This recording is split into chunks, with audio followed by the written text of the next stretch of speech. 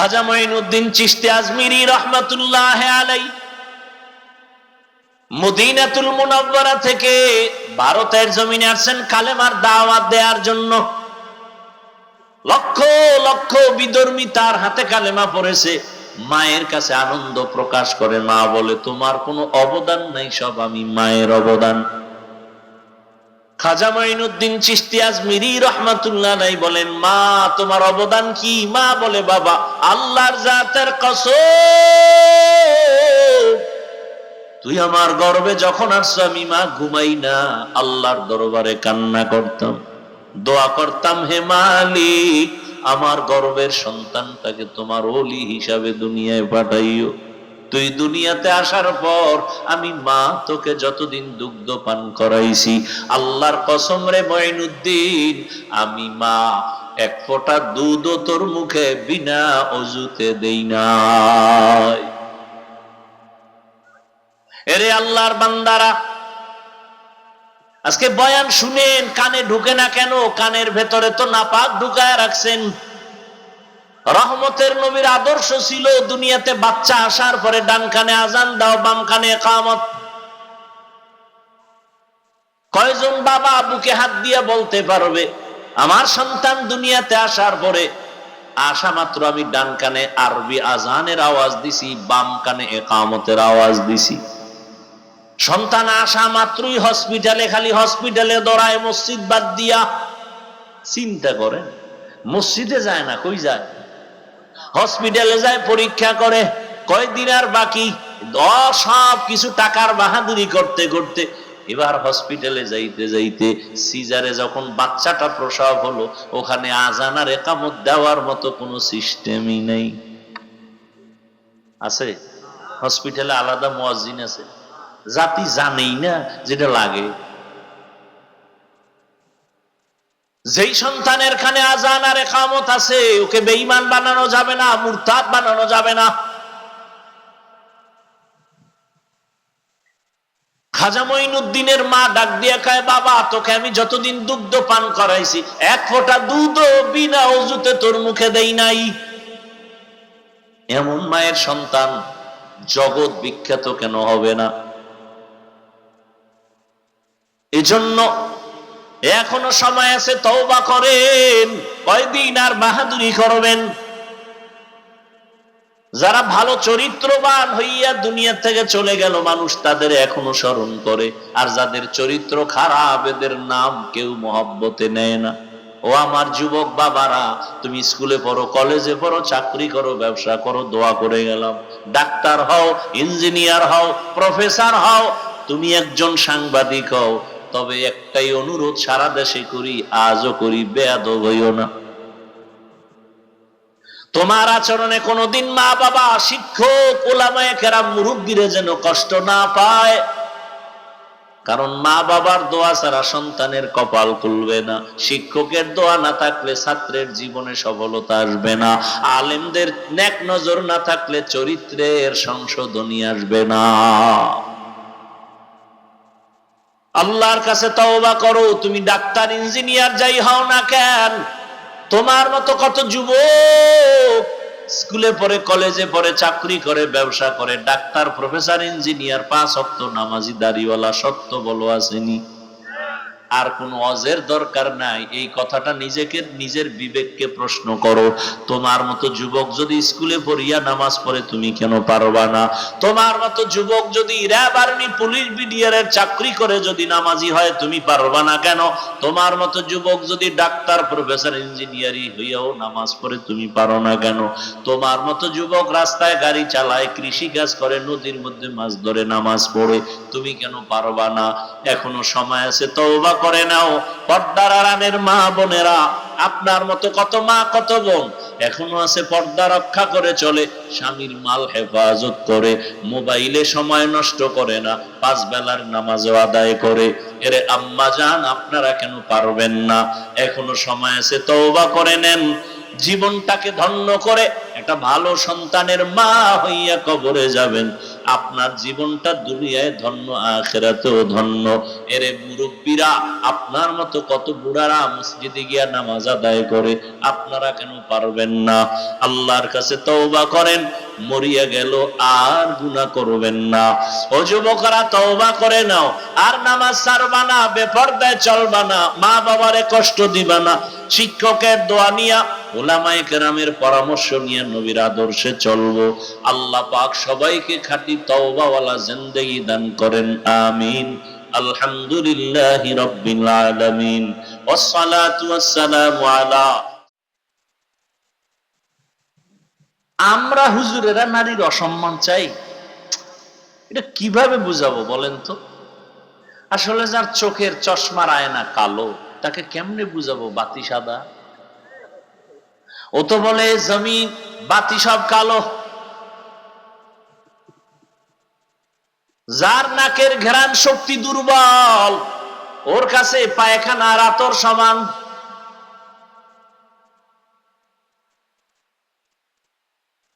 যার জিহ্বার শক্তি নাই, নাকের ঘ্রাণ শক্তি নাই, যার চোখের পাওয়ার নাই, ওর কাছে সাদা কালো সমান। যার বিবেক ঠিক নাই, মদ পান করে, দেখেন পাগল হয় না, খালি কি পান করছে? মদ পান কইরা কে মা, কে বউ, কে মাইয়াইছিল, শুধু একটু মদ পান করার কারণে বউরে মা কয়। এবার পুরা তার ছেড়া হইলে উপায় কি?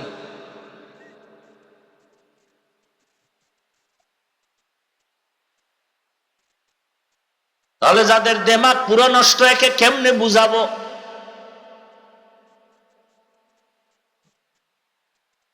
জমিনের মধ্যে নারীদের মতো বাদশা আর কেউ নাই। নারী দুনিয়াতে আসার পরে বিবাহের সিঁড়িতে ঢুকানো পর্যন্ত মা বাবা তার লালন পালন করবে, দায়িত্ব পালন করবে। স্বামীর ঘরে যখন যাবে, স্ত্রী হিসাবে স্বামী তার ভরণ পোষণের দায়িত্ব পালন করবে। স্ত্রীর কোনো কাজের প্রয়োজন হবে না, রোদের মধ্যে যাইয়া নারীর কষ্ট করতে হবে না। এরপরে যখন আবার বৃদ্ধা হয়ে যাবে, সন্তান মা হিসাবে তার দায়িত্ব পালন করবে। এখন এক চালাক বাঙালি ডাক দিয়া কয়, যার স্বামী নাই, মা বাপ নাই, ছেলে মেয়ে নাই, একা এক নারী, এর উপায় কি? ইসলাম বলে ওই দেশের সরকার নারীর সম্মান ঠিক রাখিয়া ঘরে রাখবে, আরামে খাবে, ঘুমাবে, আর সরকারি কোষাগার থেকে তার বেতন দিবে, বস্ত্র দিবে, সব কিছু দিবে সরকার। নারীকে কোনো কষ্টের কাজ করানো যাবে না।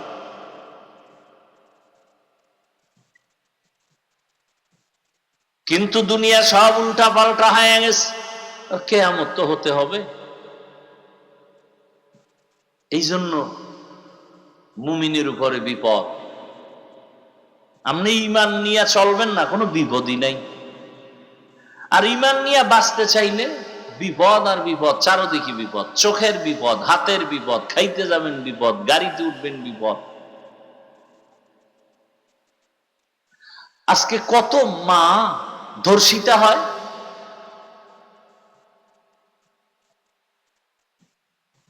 কত মায়ের মুখে অ্যাসিড নিক্ষেপ করা হয়। নারী কেন বেতনের জন্য রাস্তায় স্লোগান দিতে হবে? মা বোন কেন রৌদ্রে কষ্ট করে ইট ভাঙতে হবে? ইসলাম দিয়ে যদি সমাজ পরিচালনা হতো, এ জমিনে বাদশার হালাতে জীবন যাপন করত প্রথম সারিতে মা বোনেরা।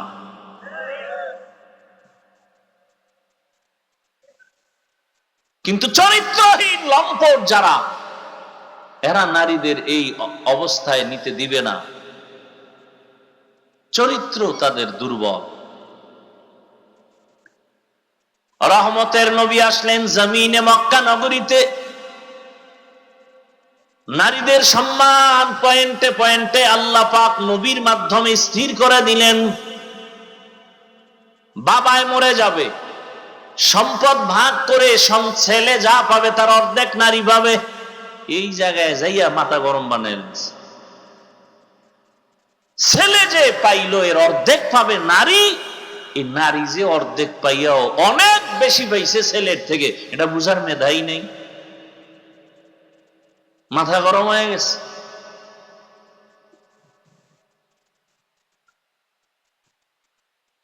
কিয়ামতের ময়দানে রব্বুল আলামিন যদি জিজ্ঞাসা করেন আমার দ্বীনের জন্য বিনা হিসাবে জান্নাত পাওয়ার যত রাস্তা আছে এর মধ্যে একটা সর্বোৎকৃষ্ট রাস্তা হলো শাহাদাতের রাস্তা। আল্লাহ যদি বলেন হাসরের ময়দানে আমার শাহাদাতের রাস্তা দিয়া কে সর্বপ্রথম জান্নাতে যাইতে চাও, একজন পুরুষও দাঁড়াতে পারবে না, একজন নারী দাঁড়ায় বলবে আমি আল্লাহ আপনার এই কথা অনুযায়ী আমি পারবো, আমি একজন নারী, পুরুষ না, আমার নাম হলো সুমাইয়া রাদিয়াল্লাহু আনহা। আল্লাহ যদি বলেন আমার দ্বীনকে জিন্দা রাখার জন্য কে এক জমিন থেকে জন্মভূমি ত্যাগ করে হিজরত করেছো, সৌভাগ্যবান কে, আমি তাকে পুরস্কার দিব, একজন পুরুষ দাঁড়াতে পারবে না, একজন নারী দাঁড়ায়।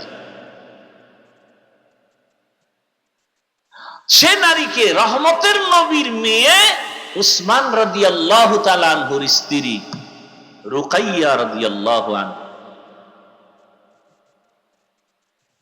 তাহলে নারীর সম্মান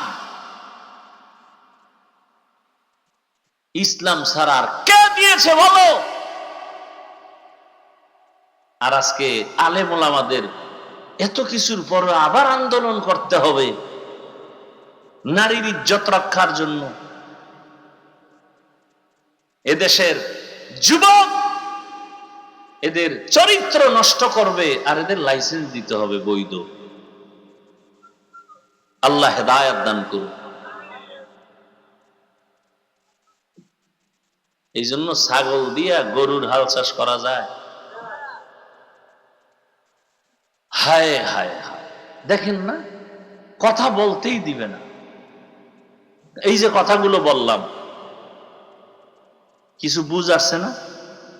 এখন যদি আমাকে এই কথাগুলো বলতে না দেওয়া হয় তাহলে আপনি বুঝবেন কিভাবে? তাহলে যারা বুঝে এরা বলতে দেয় না, বন্ধ করে রাখে। বললেই তাদের বিপদ। এজন্য মসজিদগুলো, মাদ্রাসাগুলো সব পয়েন্টে পয়েন্টে পয়েন্টে চান্দাবাজার ধান্দাবাজারা দখল করে বসে আছে। মসজিদ নিয়েও চান্দাবাজি, মাদ্রাসা নিয়ে ধান্দাবাজি, সারা দেশ ঘুরি, এগুলি কি আর দেখা বাকি আছে? শিয়ালের হাতে মুরগি আমানত দিছে, হ্যাঁ, মুরগি আমানত দিছে কার কাছে? হ্যাঁ, আমানত ঠিক থাকবে? সুদখোর ঘুষখোর বেনামাজির হাতে মাদ্রাসা মসজিদের চাবি দিলে কেমনে ঠিক থাকবে? আরে চাবি দিছে কে? জিব্রাইল? আমরা হুজুরেরা? না ভোটের আগে আপনারা টাকা খাইছেন পায়খানার নামে চোরের মতো? ওপেন খাইতে পারেন নাই তো, ভোর রাত্রে খাইছেন তাহাজ্জুদের টাইমে, বরকতের সময়।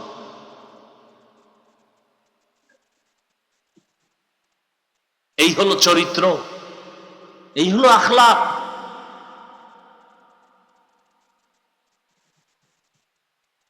আল্লাহ হেদায়েত দান করুন। ওয়ামা আরসালনাকা ইল্লা রাহমাতাল লিল আলামিন। হে নবী, আমি আপনাকে জগৎ সমূহের রহমত করে পাঠাইলাম। রহমতের নবীর কারণে মক্কার মানুষগুলো এত দামি হয়ে গেল। আল্লাহ জিব্রাইল আমিনকে দিয়া চিঠি পাঠায় দিলেন আর বললেন যাও, মক্কার কিছু কিছু মানুষ এত দামি, আমি আল্লাহ এদের ওপেন জান্নাতের সুসংবাদ দিয়ে দিলাম। বয়ান তো আপনারা কম জানেন না, এরপরে এত বয়ান এত বয়ান এত বয়ান করতে হয় কেন? আপনারাও তো জানেন মিথ্যা বলা হারাম, গালি দেওয়া হারাম, চুরি হারাম, ডাকাতি হারাম, নাচ দেখা হারাম, গান শোনা হারাম। এরপর আপনারা করেন, আমরা বাধা দিলে আপনি আমার আর সালাম দেন না, দিলেও নেন না, স্বার্থে আঘাত লাগছে, শেষ। আর খতিব সাহেব যদি বলে তো চাকরি শেষ, পাই 2-4 হাজার টাকায়ও, মানে এটা রিমান্ডের মধ্যে থাকে ইমাম সাহেব। আপনারা যারা সরকারি চাকরি করেন, বেসরকারি চাকরি করেন, প্রতিদিনের ডিউটি কয় ঘন্টা বলেন? 8 ঘন্টা ডিউটি, বেতন কত মাসে নিম্নে বলেন? প্রতিদিন 8 ঘন্টা ডিউটি, মাসে 20,000 টাকা নেন, আবার টেবিলের নিচে তো আরো কত মুক্তা টুক্তা পান। মসজিদের ইমাম সাহেবের ডিউটি কয় ঘন্টা প্রতিদিন বলেন না কেন? বেতন কত? কয় হাজার? ঘুমের ভিতরে ঠাডা পড়া দরকার ছিল এই জাতির উপরে, শুধু মুহাম্মদের উম্মত হওয়ার কারণে আল্লাহ হেফাজত করছে। রহমতের নবীর উম্মত হওয়ার কারণে আল্লাহ হেফাজত করেছেন। 24টা ঘন্টা ইমাম সাহেব ডিউটি করে, বেতন 5-6 হাজার, তাও ঠিক মতো দেয়া হয় না। আবার 2-1 ওয়াক্ত নামাজ যদি হুজুর না থাকে, রিক্সা ড্রাইভার দইরা জিগায়, হুজুর গেছিলেন কই? ইমাম কয়, কে তুমি? আমি রিক্সা ড্রাইভার। এত পাওয়ার? মাসে 5 টাকা বেতন দেই। এরকম বেয়াদব আছে না নাই? জিন্দেগি মে বন্দেগি তু করনা হে, जिंदगी में बंदगी तू करना है, जिंदगी बे बंदगी शर्मिंदा है, जिंदगी बे बंदगी शर्मिंदा है। यहाँ हम सब मुसाफिर दिल ना लगा, अहले दिल की नजर से रूह करता जा, शाह दौलत सब फकीर गर नेक ने है, शाह दौलत सब फकीर गर नेक ने है, जिंदगी में बंदगी तू करना है, जिंदगी बे बंदगी शर्मिंदा है, जिंदगी बे बंदगी शर्मिंदा है। এর এলাকার বাবারা, বৃদ্ধ বাবাজি, যুবক, পর্দার আড়ালের মা বোনেরা, এ জমিনে যত ভালো ভালো সন্তান আছে সব খবর নিয়ে দেখবেন মায়ের কারণে ভালো। গাছ ভালো হলে ফল ভালো, মা যদি ভালো হয় সন্তান ভালো। দুনিয়াতে যত ভালো সন্তান দেখেন, খোঁজ নিয়ে দেখবেন তার মায়ের আদর্শ ভালো হওয়ার কারণে সন্তানের আদর্শ ভালো। এসপি সাহেবের ব্যবহার ভালো, খোঁজ নিয়ে দেখবেন তার মায়ের আদর্শের কারণে। ডিসি সাহেবের ব্যবহার ভালো, মায়ের কারণেই হয়েছে। এ জমিনে বড় বড় দামি সন্তান আসছে শুধু মায়ের চরিত্র ভালো হওয়ার কারণে। খাজা মঈনুদ্দিন চিশতি আজমিরি রহমাতুল্লাহ আলাইহি মদিনাতুল মুনাওয়ারা থেকে ভারতের জমিনে আসছেন কালেমার দাওয়াত দেওয়ার জন্য। লক্ষ লক্ষ বিধর্মী তার হাতে কালেমা পড়েছে। মায়ের কাছে আনন্দ প্রকাশ করে, মা বলে তোমার কোনো অবদান নাই, সব আমি মায়ের অবদান। খাজা মঈনুদ্দিন চিশতি আজমিরি রহমাতুল্লাহ আলাইহি বলেন, মা তোমার অবদান কি? মা বলে, বাবা আল্লাহর জাতের কসম, তুই আমার গর্ভে যখন আসছো আমি মা ঘুমাই না, আল্লাহর দরবারে কান্না করতাম, দোয়া করতাম, হে মালিক আমার গর্ভের সন্তানটাকে তোমার ওলি হিসাবে দুনিয়ায় পাঠাইও। তুই দুনিয়াতে আসার পর আমি মা তোকে যতদিন দুগ্ধ পান করাইছি, আল্লাহর কসম রে মঈনুদ্দিন, আমি মা এক ফোঁটা দুধও তোর মুখে বিনা অজুতে দেই নাই। এরে আল্লাহর বান্দারা, আজকে বয়ান শুনেন, কানে ঢুকে না কেন? কানের ভেতরে তো নাপাক ঢুকায় রাখছেন। রহমতের নবীর আদর্শ ছিল দুনিয়াতে বাচ্চা আসার পরে ডান কানে আজান দাও, বাম কানে ইকামত। কয়জন বাবা বুকে হাত দিয়ে বলতে পারবে আমার সন্তান দুনিয়াতে আসার পরে আসা মাত্র আমি ডান কানে আরবি আজানের আওয়াজ দিছি, বাম কানে ইকামতের আওয়াজ দিছি।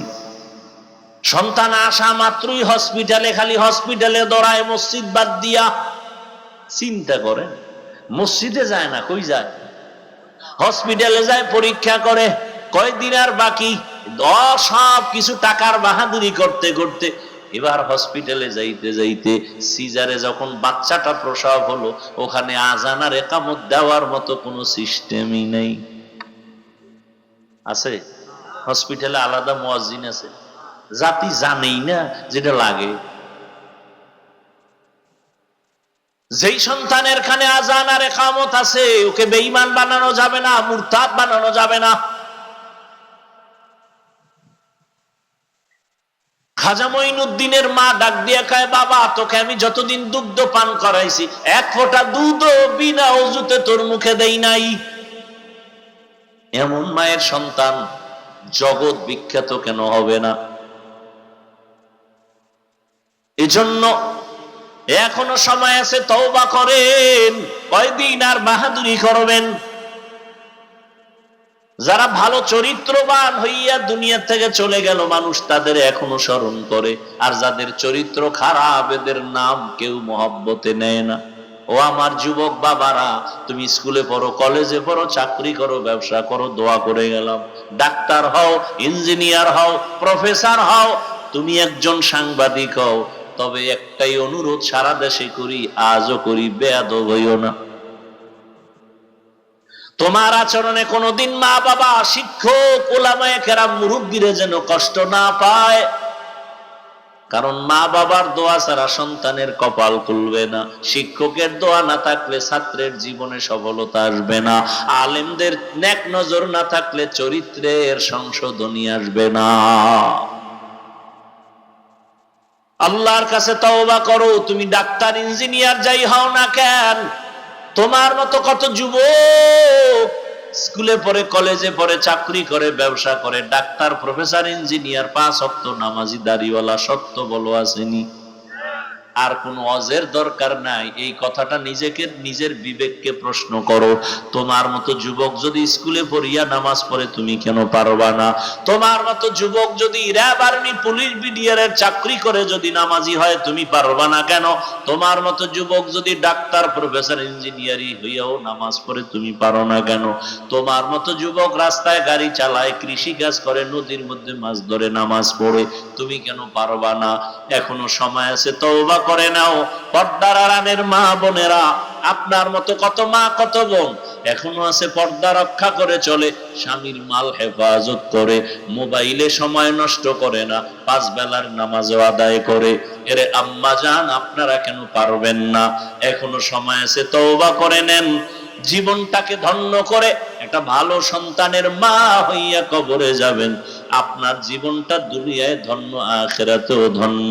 এরে মুরব্বীরা, আপনার মতো কত বুড়ারা মসজিদে গিয়া নামাজ আদায় করে, আপনারা কেন পারবেন না?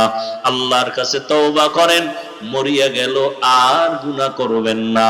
ও যুবকরা, তওবা করে নাও, আর নামাজ ছাড়বা না, বেপরদায় চলবা না, মা বাবারে কষ্ট দিবা না। শিক্ষকের দোয়া নিয়া, উলামায়ে কেরামের পরামর্শ নিয়ে নবীর আদর্শে চলবো। আল্লাহ পাক সবাইকে খাঁটি তওবাওয়ালা জিন্দেগি দান করেন, আমিন। আলহামদুলিল্লাহি রাব্বিল আলামিন, ওয়াসসালাতু ওয়াসসালামু আলা সাইয়্যিদ